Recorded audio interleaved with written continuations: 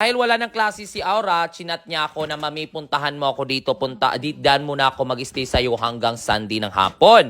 Sabi ko, okay, dahil hindi naman ako busy, pupuntahan kita dahil especially na-miss din kita.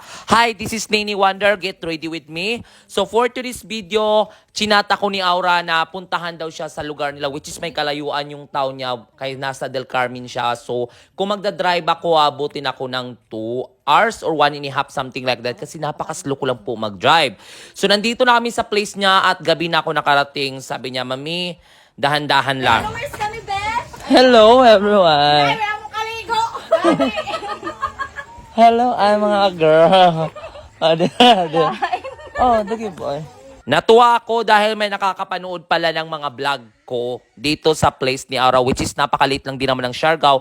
And the same time, natutuwa sila kang Aura dahil nga po naging online creator or naging nagdadala ng good vibes. So ito yung taon ni Aura, ito yung nilakihan ni Aura. Sabi niya, Mami, tara puntahan natin yung bahay namin. Dahil kukuha lang daw siya ng mga damit. Sabi ko sa kanya yung una bago siya umalis, alam kong mamimiss mo ako at babalik ka din sa bahay. Dapat, iniwan mo na lang yung mga gamit mo na iba para hindi pagdating mo dito or magstay ka sa bahay, meron kang gamit na magagamit. Hindi yung pupunta pa tayo dito, mahihirapan pa tayo.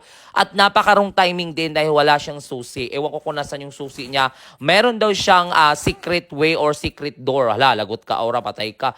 Diyos ko, ayan, oh. So, pasensya.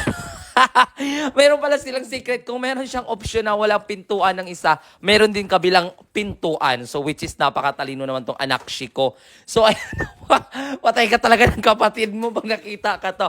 So, dahil wala daw siyang susi, dito siya dadaan sa secret passageway. Passageway? Anong secret to? So, wala nang option to dahil wala na tayong palintro-intro. Ito yung bahay ni Aura. Winilcome niya ako. Sabi niya, Mami, napakasimple lang. Sana maintindihan mo. Sabi ko, Diyos ko, hindi naman ako maarte, darling. So, nandito na kami sa loob. Sabi ko, wala bang ilaw to? Walang kuryente. Wala daw silang kuryente. Gawa nga po ng Odette. So, nung bagyo. So, hindi pa nga ako nagkasya dyan sa loob ng yung pintuan nila kasi napakaliit. So, sa laki kong tao na to, nahirapan ako. Wala daw silang kuryente kaya gawa ng Odette. Yung bahay daw nila ni Aura is dos andanas or with the second floor before. But yung binagyo daw, hindi na nakarecover. So, gumawa na lang sila ng maliit na bahay na pwedeng matulugan nila magkapatid. Sabi ko, kumuha ka na ng gamit mo and the same time, sobrang gabi na. So, magsi-7 na to. So, bilisan mo na pagligpit ng gamit mo and then, yeah.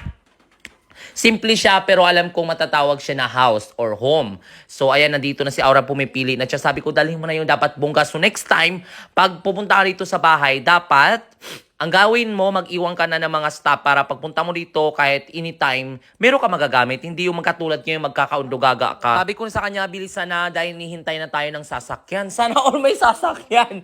Yun nga po guys, bigay ko lang sa inyo na trivia. Sa gustong tumulong kang Aura, especially dahil nag-aaral si Aura, so gusto magbigay sa kanya ng baon or any kind na pwede nyo po may kuan. Pwede po kayo mag-send sa akin. Promise ko pong may bibigay ko po kang Aura. Kung ano yung tinulong nyo, may bibigay ko po sa kanya.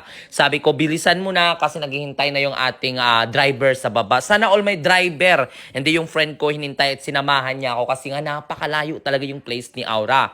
Kahit napakaliit lang yung Siargao, pero yung place nila ni Aura is ibang part siya ng sa Siargao. Kasi nakatira ako sa General Luna, si Aura is Del Carmen. So we have a different municipality, which is doon din makikita yung airport sa yak nila di sa place nila. So it's a kalayuan talaga. So ayan, sabi ko hurry up na anak kasi nga paggabi na ng paggabi and then kakain pa tayo kasi feeling ko gutom na gutom siya.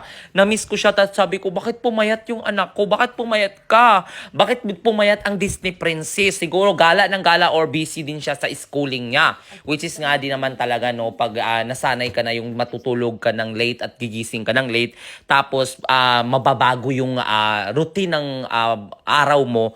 So maghirapan mag-adjust yung self mo. So palabas na nga kami, sabi niya ibuka ko daw ng kuha kasi nahirapan talaga akong lumabas. Sabi ko, sige ibuka mo ng to the max. And then, nung nakalabas na kami, nilock niya na naman. Sabi niya, Mami, tara na kasi gutom na rin daw siya. Sabi ko, sige, kung saan tayo makakadaan ng kainan, doon na lang tayo kakain. Ito yung bahay nila ni Aura. Sobrang simple, pero ayan, sabi ko, it's a house.